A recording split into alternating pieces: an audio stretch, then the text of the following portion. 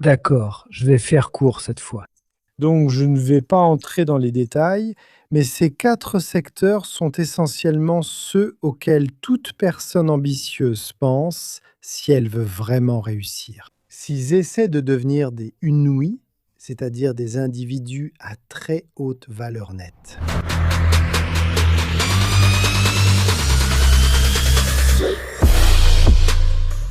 Il est donc important d'avoir une bonne vue d'ensemble de ces 4 domaines et de comprendre précisément en quoi ils diffèrent. Nous n'allons pas entrer dans tous les détails, car sinon cette vidéo durerait 4 heures, et je ne veux pas ça. J'ai d'autres choses à faire, mais je vais essayer de limiter ça à 10 à 15 minutes. D'accord, ceci étant dit, allons-y. D'accord, donc par le passé, j'ai eu pas mal d'expérience dans ces différentes industries. Pour être franc, je n'ai jamais travaillé dans la banque d'investissement ou le capital investissement. Mais j'ai travaillé un temps à la Banque fédérale d'Allemagne. J'ai fait des stages dans de grands accélérateurs et incubateurs de start-up. J'ai travaillé dans un des meilleurs cabinets de conseil en stratégie en Allemagne pendant 3 ans. J'ai fondé mon propre accélérateur de financement et en ce moment, ce que je fais ici en Chine, c'est ce qu'on appelle du venture building, c'est-à-dire donner de l'argent à des startups et être fortement impliqué opérationnellement dans ces startups. C'est un peu différent des investisseurs en capital risque purement financier, qui se contentent d'apporter des fonds, n'est-ce pas? Mais j'ai aidé des personnes à obtenir des emplois dans les meilleurs fonds de capital investissement. J'ai aidé des personnes à entrer dans des banques d'investissement. J'ai de nombreux amis dans les grandes banques d'investissement et les fonds de capital investissement. Je pense que je vais essayer de donner mon avis personnel sur quelques paramètres. Donc, le premier point sera le contenu du travail. Quel est le type de travail que vous effectuez dans ces 4 secteurs? Le deuxième point est l'équilibre entre vie professionnelle et vie privée. Donc, dans quelle mesure pouvez-vous profiter de la vie? Le troisième point est le salaire. Et le dernier point concerne les débouchés professionnels dans ces 4 secteurs. Maintenant, comparons les 4 selon ces 4 critères. Commençons par le contenu du travail. Le conseil en management. Le conseil en management, je dirais que le contenu du travail consiste beaucoup à créer des présentations PowerPoint, à utiliser Excel et à beaucoup discuter avec le client. Maintenant, laissez-moi être un peu plus précis. La première chose que vous ferez, c'est qu'il vous faudra d'une manière ou d'une autre extraire et analyser des données. Cela peut se faire par le biais d'entretiens. Vous échangez avec un cadre dirigeant d'une entreprise. Cela peut aussi passer par la consultation de bases de données et le téléchargement des ensembles adéquats. Et cela peut se faire par le biais d'appels à des experts, vous savez, en engageant des spécialistes, et ainsi de suite. Une fois les données obtenues, il faut analyser les chiffres, n'est-ce pas? Vous allez donc créer un modèle Excel. Vous aurez, vous savez, une idée précise de ce que vous voulez tirer de ces données. Première étape faite. Deuxième étape, la présenter. Réfléchissez à la meilleure manière de visualiser ces données pour transmettre le message. Et vous devez la présenter au conseil d'administration ou au représentant du client à qui vous rendez compte sur le projet, et ainsi de suite. Donc, ce sont essentiellement ces 2 choses. Pour la banque d'investissement, c'est similaire. Vous devez extraire des données, n'est-ce pas? Et vous devez, d'une manière ou d'une autre, les présenter. La différence, c'est que l'implication client est moindre et que c'est plus axé sur les chiffres. Donc, si vous extrayez et analysez des données, ce sera beaucoup plus avec Excel, avec des ensembles de données plus importants, avec des données à connotation plus financière. Et lorsque vous en êtes à l'étape de la présentation, en tant qu'analyste, vous êtes plus susceptible de la présenter à votre supérieur qu'au client. Vous êtes plus susceptible d'être celui qui travaille sur la présentation, vous savez, plutôt que celui qui va réellement la présenter au client de la banque. Donc, en général, beaucoup de gens s'accordent à dire que dans la banque d'investissement, vous avez moins d'interaction avec le client, du moins pendant les premières années de travail dans ce secteur. Au cours des premières années, ce sera beaucoup plus axé sur le quantitatif, vous analyserez beaucoup de données, vous travaillerez bien plus avec Excel qu'avec PowerPoint, et c'est un peu différent dans le conseil. Le capital investissement. Ici, votre travail devient un peu plus nuancé. De plus, selon ce que fait exactement ce fonds de capital investissement pour lequel vous travaillez, Quelle est leur stratégie et quelle est leur taille? Cela peut beaucoup varier. Maintenant, certains de ces fonds de capital investissement sont très axés sur l'analyse quantitative. D'autres sont plus opérationnels. Et cela va vraiment déterminer ce que vous ferez. En général, cependant, je dirais que c'est plus similaire à ce que vous faites en banque d'investissement. À la différence que maintenant, tout à coup, vous avez plus d'interactions avec d'autres prestataires de services. Comme par exemple les banques d'investissement qui travaillent aussi sur de grosses transactions sur lesquelles vous travaillez, ainsi qu'avec vos cibles ou en gros les entreprises dans lesquelles vous investissez. C'est pourquoi les fonds de capital investissement recrutent souvent d'anciens banquiers d'investissement, parce qu'ils savent comment faire les choses. Ils savent construire un modèle LBO. Ils savent extraire les comparables à partir de certaines bases de données. Et donc, ce que vous faites est en quelque sorte comparable à la banque d'investissement, à la différence près que, je dirais, c'est un peu moins un pur bagne. Mais vous pouvez aussi répondre à l'appel et parler avec, par exemple, un autre banquier d'investissement qui travaille également sur la même opération et lui dire: hé mec, s'il te plaît, fais ci et ça. Donc, vous avez un peu plus de poids. En tant que capital risqueur, le contenu du travail sera le plus varié. Car il faut bien parler à toutes ces startups, non? Donc, en tant qu'associate, disons, dans une société de capital risque, vous devez parler avec beaucoup de startups, recueillir leur avis et les comprendre en profondeur. Vous devez aussi faire beaucoup de recherches sur le secteur, compiler ces recherches de manière cohérente, travailler sur les données, donc il faut enquêter. Vous devez savoir comment évaluer cette startup au final, afin que le fonds de capital risque puisse décider d'investir ou non. Et tout cela avec peu de données disponibles. Alors souvenez-vous, pour les startups, beaucoup des données avec lesquelles vous travaillez, honnêtement, ne peuvent pas être prises au sérieux, surtout pour les startups très jeunes. Ce que vous avez, c'est essentiellement une série de projections hasardeuses, et vous savez. Lancez une pièce et vous vous demandez: bon, est-ce que c'est vrai? Oui ou non? Et c'est tout. Donc ici, dans le capital risque, à moins qu'il ne s'agisse d'un tour de table très avancé, c'est rarement le cas. À moins qu'il ne s'agisse d'un capital risque à un stade avancé. Vous n'avez pas autant de données avec lesquelles travailler, donc vos compétences sociales seront beaucoup plus importantes maintenant. En ce qui concerne l'équilibre entre vie professionnelle et vie privée, si je devais le classer, je dirais l'équilibre entre vie professionnelle et vie privée, du meilleur au pire. Capital risque, capital investissement, conseil en gestion, banque d'investissement.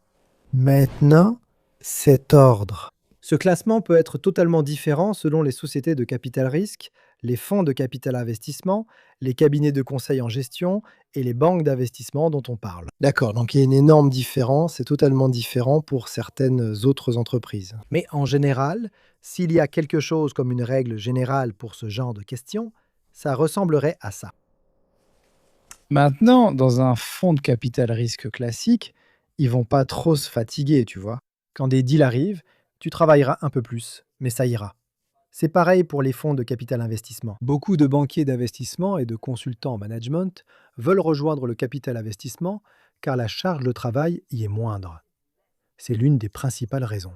Donc on peut avancer l'hypothèse qu'au sein d'un fonds de capital investissement, tu travailles un peu moins qu'en conseil en management. Bien sûr. Il y a aussi des fonds infernaux dans le capital investissement, comme Apollo, où il y a énormément de travail. Et ils traitent leurs analystes comme, tu sais, quelque chose de remplaçable. Parce qu'en fait, ça l'est.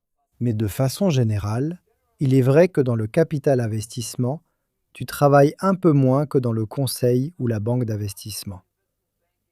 Nous avons déjà fait cette comparaison. Dans une de mes vidéos, je dirais qu'en banque d'investissement, tu as tendance à travailler un peu plus. Maintenant. Par contre, ce que tu as, c'est que tu voyages beaucoup dans le conseil. Cela peut donc être plus stressant selon que tu aimes voyager ou non, non? Mais c'est quelque chose à prendre en compte, car les déplacements en capital investissement et en capital risque, ça va. Parfois, tu devras voyager pour rencontrer des startups ou des cibles du fonds. D'autres fois, non. En général, dans le conseil, c'est vraiment excessif et tu te rendras chaque semaine sur ton lieu de mission. Donc, si tu n'aimes pas ça, ce n'est pas fait pour toi. Et d'après mon expérience personnelle, après quelques années, tu en as un peu marre. Donc, au début, c'est sympa de vivre dans des hôtels chics et tout ça.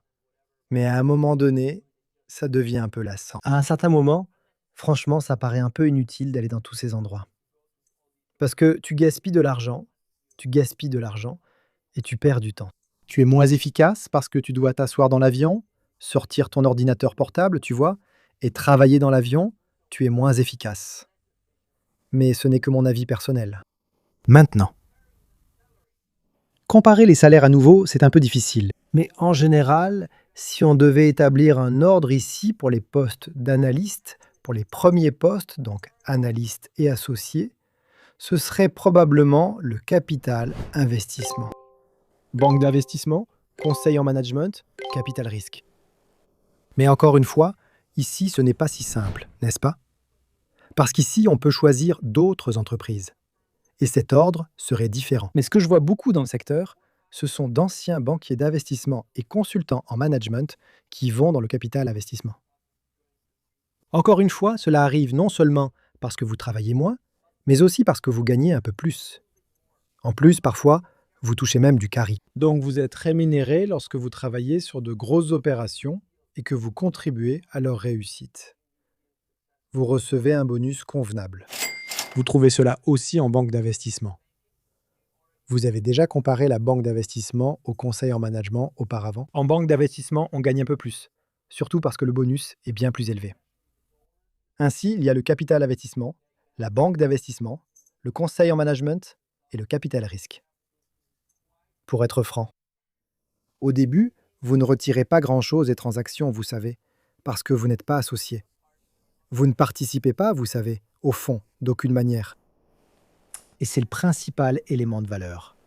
C'est là que les associés gagnent tout leur argent. Vous toucherez un salaire de base, qui est correct, qui est probablement meilleur que 90% de ce que les gens gagnent dans votre pays, mais c'est moins que dans les 3 autres secteurs dans beaucoup de cas.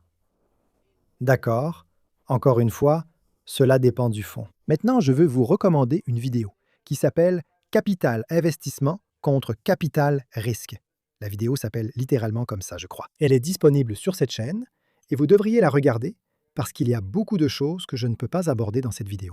Donc, regardez la vidéo « Capital investissement contre capital risque » pour avoir une vue d'ensemble beaucoup plus approfondie des différences importantes entre ces 2 secteurs et professions. Enfin, le dernier point porte sur les opportunités de sortie. Où sont les meilleures opportunités de sortie? Maintenant, si je devais faire un classement ici, ce serait le conseil en management, banque d'investissement, puis capital investissement et capital risque. Plus ou moins dans le même ordre, ou même capital investissement puis capital risque, le pire. Pourquoi cela? Le conseil en management, tout le monde connaît. En tant que consultant en gestion, tu es un généraliste. Tu gardes toutes les options ouvertes. En tant que consultant en gestion, tu peux aller dans la banque ensuite. Tu peux aller dans une start-up. Tu peux aller dans l'industrie. Tu peux aller dans le capital investissement. C'est ça. En tant que banquier d'investissement, c'est assez similaire, mais c'est un peu plus axé sur le secteur financier. Donc, si vous cherchez à travailler dans le secteur financier à long terme, par exemple, si vous visez un fonds spéculatif, alors allez en banque d'investissement. Par exemple, un consultant en management aura du mal à intégrer un fonds spéculatif. En tant que banquier d'investissement, c'est tout à fait possible.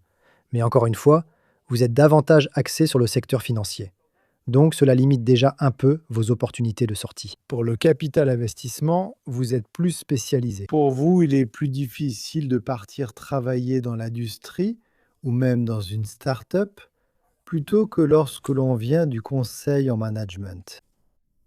Et pour le capital risque, on pourrait dire que, vous savez, vous avez plus d'opportunités de sortie dans le domaine des startups. Donc vous pourriez, vous savez, devenir par exemple cofondateur ou quelque chose comme ça. Mais même cela n'est pas entièrement vrai, parce qu'en tant que capital risqueur, vous ne prenez jamais vraiment de responsabilité, n'est-ce pas? Vous êtes seulement celui qui distribue l'argent. Vous n'êtes pas celui qui exécute et qui met réellement en œuvre. C'est pareil d'ailleurs pour le conseil en management. Vous faites de belles présentations à quelqu'un, puis vous lui demandez simplement d'agir. Vous n'assumez aucune responsabilité quant à la faisabilité ou non de ces choses dès le départ. C'est pareil pour le capital risque.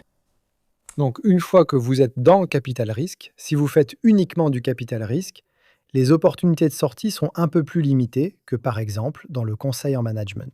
Tout dépend donc de l'ensemble de votre parcours, n'est-ce pas? Si auparavant vous aviez exploré beaucoup de domaines différents, que vous aviez fait des stages ici et là, que vous aviez travaillé dans le conseil en management pendant un certain temps, puis que vous êtes passé au capital risque, c'est totalement différent, n'est-ce pas? Parce que non seulement votre expérience actuelle compte pour vos opportunités de sortie, mais aussi toute votre expérience antérieure. Mais ce que nous supposons actuellement, c'est que cette personne a seulement travaillé dans le conseil, a seulement travaillé dans le capital investissement, seulement dans le capital risque, et ainsi de suite. Maintenant, j'espère qu'au moins cela aide à rendre la comparaison entre ces 4 options un peu plus facile. Si vous le souhaitez, regardez ma vidéo « Capital investissement contre capital risque » pour approfondir un peu plus le sujet et vous faire votre propre opinion sur ces 2 professions qui sont, je dirais, des métiers très recherchés. Si vous êtes une personne jeune et ambitieuse, et à la prochaine, mes amis. À la prochaine, ce fut un plaisir de vous accueillir. Au revoir.